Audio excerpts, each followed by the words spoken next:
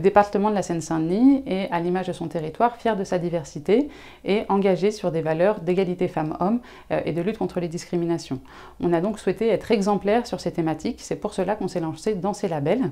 Nous sommes du coup très heureux d'être le département qui est le premier département à avoir cette double labellisation, label diversité et égalité professionnelle, qui a permis d'engager une dynamique de l'ensemble de la collectivité sur cette thématique.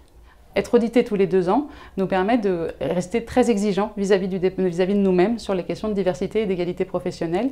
Et donc au contraire, le label est un encouragement à aller toujours plus loin et à s'améliorer constamment. Et ça nous évite d'avoir à ce défaut de peut-être se reposer sur nos lauriers. Cet audit nous permet d'être constamment dans une amélioration des processus mis en place et on en est très content.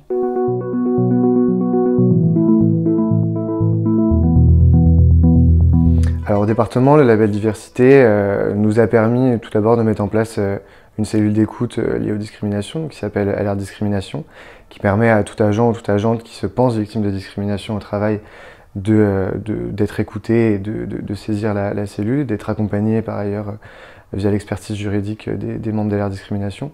Et puis ça nous a permis également de revoir complètement un process RH majeur qui est le processus de recrutement. Donc on a formalisé ce processus via la création d'un guide du recrutement.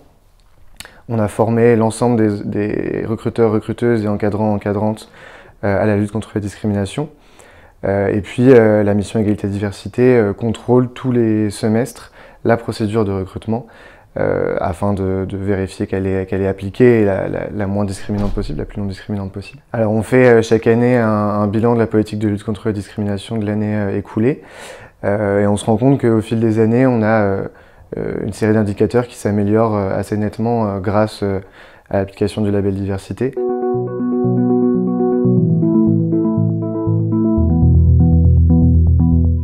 Au sein du département, on a adopté un plan d'action pour justement concrétiser notre engagement sur le label égalité professionnelle, donc un plan d'action pour l'égalité. 61 actions, et donc parmi ces 61 actions, je pourrais vous parler du protocole harcèlement sexuel qu'on a mis en place, donc pour lutter contre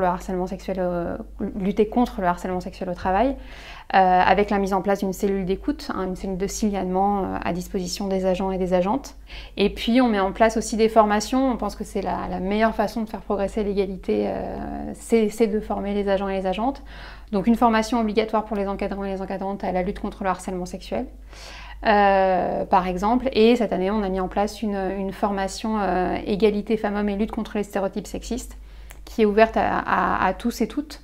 La volonté derrière le label, c'est toujours de s'améliorer et d'être toujours améliorer ses processus et essayer d'imaginer de nouvelles actions pour faire progresser l'égalité, avec en tête l'idée qu'on n'y est pas encore à l'égalité, on progresse effectivement, mais qu'on peut toujours faire mieux pour faire progresser l'égalité. Donc de faire des études, de faire des analyses pour aller voir où se nichent encore les inégalités et évidemment ensuite proposer des actions et des mesures correctrices.